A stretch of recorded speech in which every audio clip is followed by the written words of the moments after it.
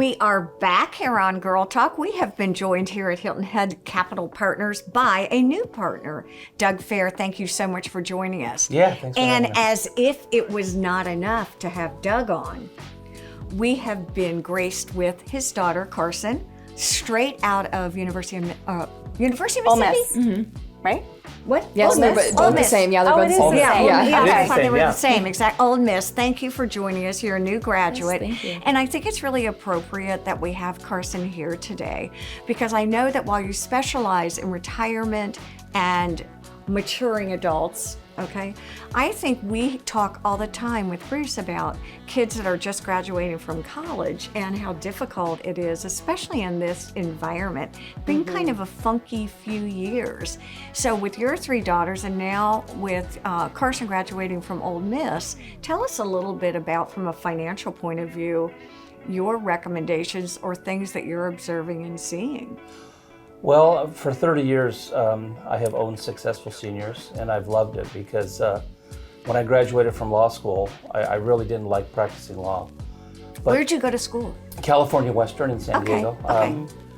And I'm a graduate of Vanderbilt University, so Got that's it. why we're here in the South, because There you I go. loved the South, but I won't tell you what year I graduated because you'll know won't exactly either. how old I am. It was 1983. So I played baseball at Vanderbilt, Okay. which was fun. But I soon realized that people were coming into the legal office and they were asking financial questions. And they were asking questions about tax. Mm-hmm. And so it really, with the help of my parents, I went back and I said, I want to become all three of those. Why can't I? Mm-hmm. I got the hardest one done. Right. So I have my law degree, and then I went to UCLA Tax Institute, and then I became a chartered retirement planning counselor. That's my designation. But what I always try to stress, especially to my daughters and to my wife, is the fact that I think in today's financial environment, it's important to get a second opinion. So it doesn't really matter where you're at now. Go out and get a second opinion because there is so much uncertainty. Yes. You know, with COVID and all the things that Carsen has had to do with graduating her senior year from Ole Miss with COVID. Yeah. I am so ultimately proud of her and what she's accomplished. And Are we and I'm going to speak for myself, and then I'm going to ask you the same thing. I know for a long time, and you're in the middle generation here. I'm sort of the older generation, younger generation. I was always intimidated to go to a financial counselor or financial planner because I just never thought I had enough. I didn't have enough wherewithal to know what to do, and I didn't even know some of the questions to ask. And I'm wondering if, with your dad, I mean, what a great opportunity for you. Yeah. Were you raised sort of knowing that going to your dad for financial advice was really prudent and could kind of help set the direction for you? Yeah, absolutely. Because I mean, I would agree, especially, I really don't think a lot of my generation focuses on learning finances. I don't Sure. really think school teaches us things like that. We kind of just are put out there and then we kind of just have to figure it out on our own. Yep. I know one of my good friends who was a finance major. She was pretty much the only person that I knew in my age group that knew what she was talking about, and that's because she studied it, and Exactly. she also, along with her major, had to dig deeper and read and do research on her own personal time to be able to understand all of that.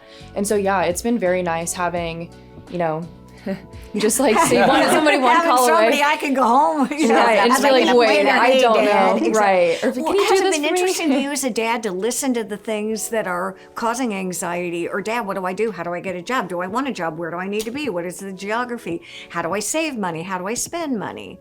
All of those great things. there's a huge misconception, I think, because I work with baby boomers Okay. 99% of the time. But with people that are millennials like Carsen, there's this misconception that they spend too much and all they do is talk on their phone. Oh, I totally They're disagree. some of the sharpest I agree with people. In fact, the other day, I'll give you an I example totally about agree. my middle daughter, is she took some money that she had earned from the Is that ice Campbell? cream, Campbell, Okay. and she said, drop me off at the what do you call it? ATM. Yeah. And she had a wad of cash, and she stuck it in the ATM machine.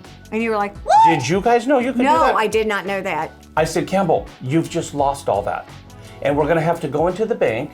She goes, Dad, I know what I'm doing. And because of the fact that, some of the times I've always tried to control the situation. Imagine. These days now, ever since I've turned 60, It's a gift, isn't I it? ask them for advice. And the Campbell best. says, Dad, here it is. I just put in $126 of cash. Did you know that? I did. No. Oh, you did know that. Okay. I did not. I didn't know you could do that. I didn't Yes. either. We're going to take a break. Okay. Hold on, you guys. Please don't go away. There's a lot more to come here on Girl Talk with Carsen and Doug.